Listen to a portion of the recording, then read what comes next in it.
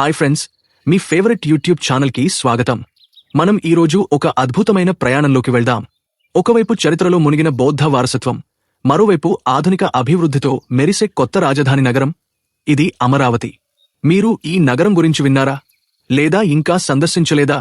ఈ వీడియోలో అమరావతి యొక్క గొప్ప చరిత్ర, బౌద్ధ వారసత్వం, ఆధునిక అభివృద్ధి మరియు తప్పక చూడాల్సిన ప్రదేశాల గురించి పూర్తి వివరాలతో తెలుసుకుందాం. సో ఈ వీడియో చివరి వరకు చూసి మీకు నచ్చితే లైక్ చేయండి, సబ్స్క్రైబ్ చేయండి మరియు బెల్ ఐకాన్ని క్లిక్ చేయడం మర్చిపోవద్దు. రెడీనా? అయితే ప్రారంభిద్దాం. అమరావతి ఒక పరిచయం.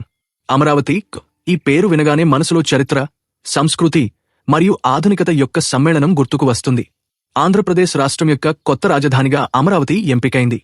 కాని ఈ నగరం కేవలం రాజధాని మాత్రమే కాదు, ఇది భారతదేశ బౌద్ధ చరిత్రలో ఒక మైలురాయి. గుంటూరు జిల్లాలో కృష్ణ నది ఒడ్డున ఉన్న ఈ నగరం సుమారు 2000 సంవత్సరాల చరిత్రను తనలో దాచుకుంది. ఈరోజు మనం అమరావతి యొక్క గతం, వర్తమానం మరియు భవిష్యత్తును ఒక్కసారి పరిశీలిద్దాం. అమరావతి స్తూపం, బౌద్ధ వారసత్వం. అమరావతి గురించి మాట్లాడితే ముందుగా గుర్తుకు వచ్చేది అమరావతి స్తూపం. ఈ స్తూపం బౌద్ధ ధర్మం యొక్క గొప్ప చిహ్నం. క్రీస్తు పూర్వం 3వ శతాబ్దంలో అశోక చక్రవర్తి కాలంలో ఈ స్తూపం నిర్మాణం ప్రారంభమైందని చరిత్రకారులు చెబుతారు. అమరావతి స్తూపం దాని అద్భుతమైన శిల్పకళ మరియు బౌద్ధ కథలను చెప్పే శిలాఫలకాలతో ప్రపంచ ప్రసిద్ధి చెందింది. ఈ స్తూపం ఒకప్పుడు భారతదేశంలోని అతి పెద్ద బౌద్ధ స్తూపాలలో ఒకటిగా ఉండేది. దీనిని మహాచైత్యం అని కూడా పిలుస్తారు. ఈ స్తూపం యొక్క శిల్పాలు బుద్ధుని జీవిత కథలను, జాతక కథలను మరియు బౌద్ధ బోధనలను చిత్రీకరిస్తాయి. ఈ శిల్పాలు అమరావతి శైలిగా పిలవబడే ఒక ప్రత్యేకమైన కళాత్మక శైలిని ప్రదర్శిస్తాయి. ఇది భారతీయ కళలో ఒక గొప్ప ఆస్తి. అయితే ఈ స్తూపం యొక్క శిథిలాలు ఇప్పుడు అమరావతిలోని ఆర్కియాలజికల్ మ్యూజియంలో సంరక్షించబడ్డాయి. ఈ మ్యూజియంలో మీరు అమరావతి స్తూపం యొక్క శిల్పాలను, బౌద్ధ రాతి ఫలకాలను మరియు ఇతర చారిత్రక వస్తువులను చూడవచ్చు. ఈ మ్యూజియం సందర్శన ఒక చరిత్ర పుస్తకంలోకి అడుగుపెట్టినట్లు ఉంటుంది. బౌద్ధ చరిత్రపై ఆసక్తి ఉన్నవారికి ఈ స్తూపం ఒక నిధి. ఆధునిక అమరావతి కొత్త రాజధాని. అమరావతి కేవలం చరిత్రతోనే పరిమితం కాదు. 2014లో ఆంధ్రప్రదేశ్ రాష్ట్రం విభజన తర్వాత అమరావతిని రాష్ట్ర రాజధానిగా ఎంపిక చేశారు. ఈ నిర్ణయం అమరావతిని ఆధునిక భారతదేశంలో ఒక కీలక నగరంగా మార్చింది. ఈ నగరం ఒక స్మార్ట్ సిటీగా అభివృద్ధి చేయబడుతోంది. ఇందులో ఆధునిక సౌకర్యాలు, గ్రీన్ టెక్నాలజీ మరియు సుస్థిర అభివృద్ధి ప్రణాళికలు ఉన్నాయి. అమరావతి యొక్క నగర ప్రణాళిక అంతర్జాతీయ స్థాయి డిజైన్లను అనుసరిస్తోంది. సింగపూర్ ఆధారిత కంపెనీల సహకారంతో ఈ నగరం ఒక ఆధునిక మెట్రోపాలిటన్గా రూపొందుతోంది. ఇక్కడ అభివృద్ధి చేయబడుతున్న ప్రభుత్వ భవనాలు, అసెంబ్లీ, సచివాలయం మరియు హైకోర్టు భవనాలు అమరావతిని ఒక రాజకీయ కేంద్రంగా మారుస్తున్నాయి. ఈ నగరం యొక్క ప్రణాళికలో కృష్ణ నదిని కేంద్రంగా ఉంచి రివర్ ఫ్రంట్ డెవలప్మెంట్ కూడా చేపట్టబడుతోంది.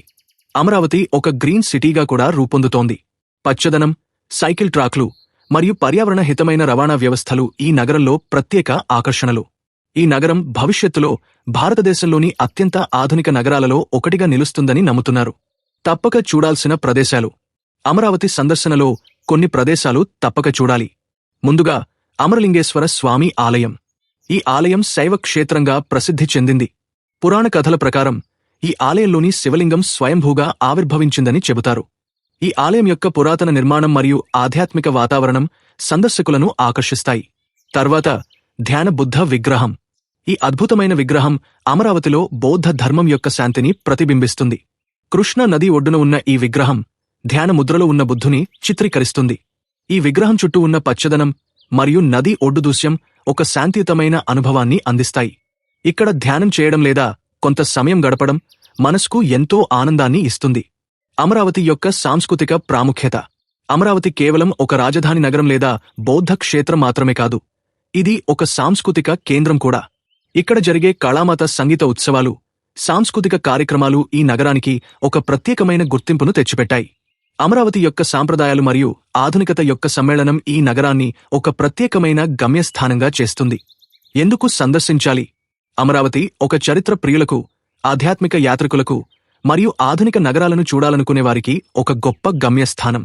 ఇక్కడ మీరు బౌద్ధ చరిత్రను అన్వేషించవచ్చు, ఆలయాలలో ఆధ్యాత్మిక శాంతిని పొందవచ్చు మరియు ఆధునిక అభివృద్ధిని చూసి ఆశ్చర్యపోవచ్చు.